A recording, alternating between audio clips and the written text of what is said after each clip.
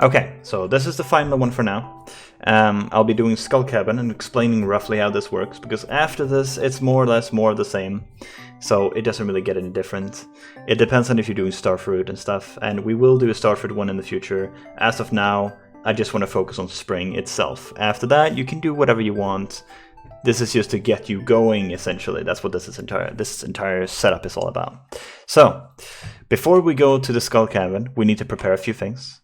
We need a weapon, because we need to be able to kill the monsters. In my case, that's a Galaxy Hammer. In your case, that's going to be an Obsidian Sword in the beginning. Unless you found some, unless you really like the hammers. But I find Obsidian Sword to be better than even Iron Club or Lead Rod or whatever the name is. The mallet in the mines, the best mallet in the mines. Get as much food as you can. For you, that's going to be purple mushrooms or salads. It depends. But in the beginning, it should be shrooms. Purple shrooms. If you're doing it right, it should be gold quality shrooms, preferably. They are the most money efficient food you can eat in the beginning. Have your pickaxe with you. I don't have that because this is a specific run, and I'm gonna save you the details, but I don't use the pick in the mines. It's a waste for me. I can instead open up inventory space and bring more stones. So then we have the slingshot with the explosion shots. Obviously you need that. Load as much as you can. On your first run, it's probably gonna look around 300 to 500 explosive ammo, 300 to 500 explosive ammo, about 20 bombs-ish. You're probably gonna have normal bombs. I don't recommend cherry bombs, but normal bombs are fine. These little guys right here. The ones you need iron and coal for. And then about 30 coffee. Enough coffee to last you through the day, and then to have you for the next day when you're doing the resupplying. That's all you need. So 20 maybe, 20, 30 coffee. And then if you have it, buff food. That includes spicy eel, crab cake, any other super meal. I think there's one called also that has speed. The most important thing is it has speed. That's what you want. You want to go fast. You want to go Sonic, right? So for this run, I'm gonna use 999 stones. That's a rule me and Habu agreed on, is the most sane way to do these runs. What I used to do is, and this run is actually based on that, is I would fill the entire inventory with 999 stones, which is 1, 2, 3, 4, 5, 6, 7, 8, 9, 10, 11, 12, 13, wait, 1, 2, 3, 4, 5, 6, 7, 8, 9, 10, 11. That is 22, 23, 24, 25, 30. So that's 30,000 stone we bring to the mine, and we basically just do this, right? Staircase, staircase, staircase, make over and over, and keep digging down until we get to really far down floors, and we can get about 7,000 iridium in a day. It's ridiculous, it's expensive, but you make more money than you spend. I can make between 1.5 million and 2 million gold a day with that strat, but it drives you insane because it's so tedious and it takes so long. So we agreed on a 999 stones, seems about right. It's it gives you the ability to skip bad floors, but it doesn't go overboard and just ruins the entire run for you. So anyway, 999 stones for that purpose. Everything else is self-explanatory, right? Preferably 2 magnet rings, but if you don't have it, so be it. I'm gonna work on the assumption that you do have the magnet rings. You should at least have 1 small magnet ring from the community center, at the very least. So now we wait for little Pam. I drink the coffee at 8:30, right when it flips over. Wait for her to come out. When she comes out, we want to block her. That will annoy her, which is already a plus. But on top of that, it will also make her run faster. Now she runs super fast, and she gets to the bus stop much faster. And we can get into the Skull Cavern earlier, because the time you can go to the Skull Cavern doesn't actually need, it's not actually 10 a.m. It's when Pam gets there, so it doesn't matter when or how she gets there. When she's there, you can go. It doesn't matter if you go to the bus stop here, it doesn't reset her movement speed. She still runs fast. You can go back again and you'll see that she still runs fast. So there's no need to worry about that. We try to animation cancel her right here. Ah, okay. This is a small one, you don't need to remember this, but if you click this thing when she's right about to turn around, like right when she enters the sand or snow part here, or grass or whatever it is when it's spring, you can actually enter it. So even though she's not looking at me, I can still do this.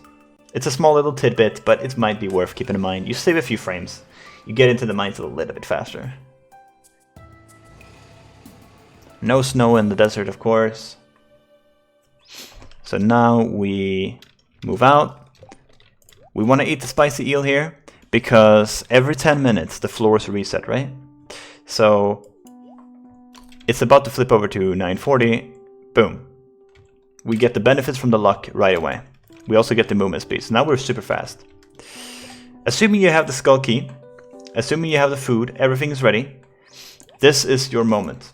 Now is where the skull cavern part comes in, and I'll explain as fast as I can the priorities that I use. There's going to be a lot of inventory pausing. That is to save not real time. It's to save in-game time. So what I do is I go down and I analyze. Is there anything here? Okay, there's a few stones in front of me. I'm going to blow those up and then pause and let my character loot all the items while the menu is up. And then I'll cancel the menu. I'll click the shaft that I saw beforehand, and I'll jump in. 7 levels, that's a good one. Pause as soon as you come down. Unpause and pause, just get a quick assessment of the level. Oops, bad one. Got a ladder, go down again, keep doing this. Ladder. Can use the serpent to bomb off of him. This is what the hammer is really good for. I told you about the glitch before, or exploit, whatever you want to call it. 8 levels, nice. So you keep doing this until you go down as fast as possible. You want to prioritize going down in the mines over anything else. Even if there is iridium on the floor, unless there's a lot of it, you probably want to skip it. Once you get a little bit better with the slingshot, I haven't used this in a while, that's why I'm kind of missing a lot of shots now. But once you get used to it, it gets really, really quick, and you can be super, super efficient with this.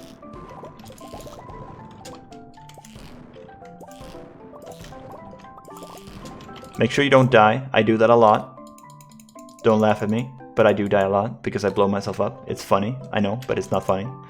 So you jump down the shaft, you keep going like this. Very good shafts, well, very lucky. My coffee ran out. Drink new coffee. Keep going. Ooh. Once you get to a specific level, I'd say around 50 and beyond, you start getting a little bit of iridium. There's iridium already. So in this case, so I look at this, right? I see a ladder up there. I say that's worth it. If it wasn't for the ladder, or if the ladder was over here, like if I blew up the stones and there was a ladder here, I would rather, like let's say there was a ladder here. I'd go down the ladder, I would not go up and get this iridium ore. But because it's already so close, I might as well just do that, get the iridium node, maybe a prismatic shard, and then go down. The first time you're in the mines, or in the skull cavern, prismatic shards are, they are fucking amazing, because you don't have to smelt them. And they're worth more than the iridium bars are. So even after, because you're going to be smelting the iridium ore, right? That's what you get your money from. That's where the main money comes from. I've sold 47,000 iridium bars. That doesn't even count the ones I've sold to Clint by hand. So there's way more than that. But yeah, there's a lot of iridium bars being produced. 1 copper bar. Oh my god. Okay, so yeah, that's basically the gist of it. So you just keep going down as far as you can, as fast as you can, and when you start getting good floors, you're gonna start prioritizing the iridium. It's really hard to explain to you how and when you should be prioritizing the iridium nodes.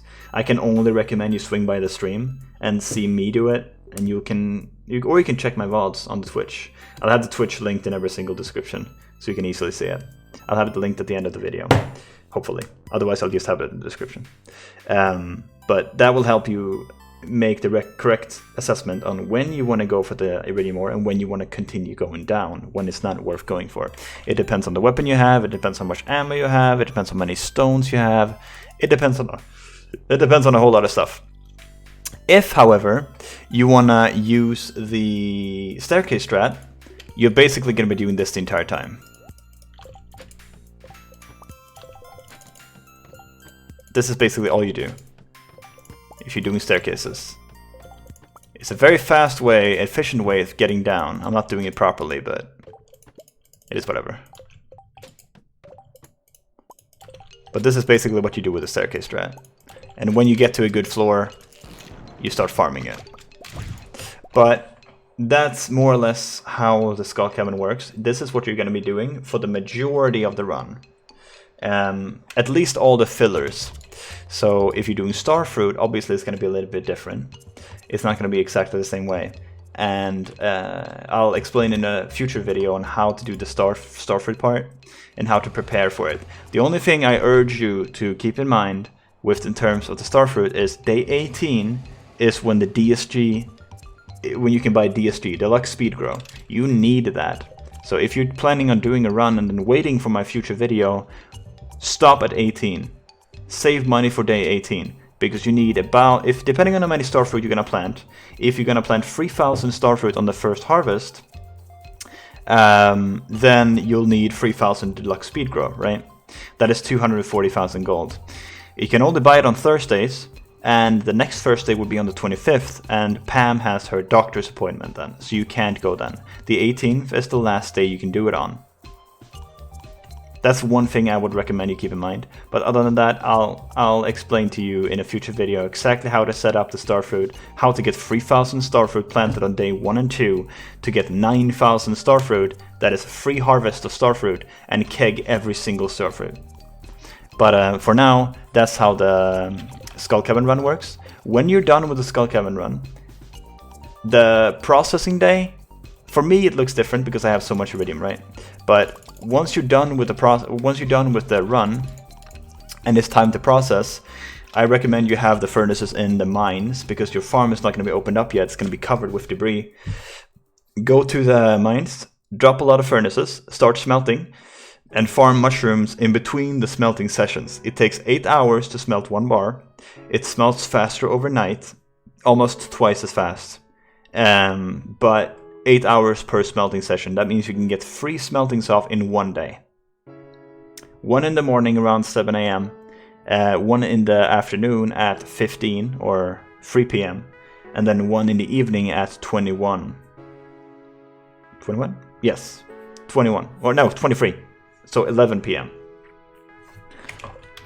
But if you have a big farm like this, obviously you're just going to be doing this the entire time. It takes a long time, but it's a lot of money. All these furnaces allow me to smelt everything in one go. You don't have to worry about this, especially if you're doing starfruit. You're not going to have nearly the need for this many furnaces. But I do, because I do Skull Cavern runs back to back to back. And I end up, I mean, you saw how much iridium I have, right? I need to be able to smelt them. So I eventually have smelting days where I literally do nothing the entire day, but just smelt. But that is how the Skull Cavern runs work. That is how I prioritize it. If there's anything I missed, or anything you're curious about, any questions that remain unanswered, just ask me either in the comment section, in the Discord, I'll have that linked in the description as well, or on my stream when I'm live. Otherwise, the best way to reach me when I'm offline is on the Discord. We're a cool community, we're trying to grow it, and I really appreciate you guys if you would swing by. I can answer any questions you have regarding min-maxing or other runs. I have other fun runs like catching the legend fish in the first week. The fastest I've done it in day 5. I can teach you how to do that. How to marry someone before the flower dance. We have, what else do we have?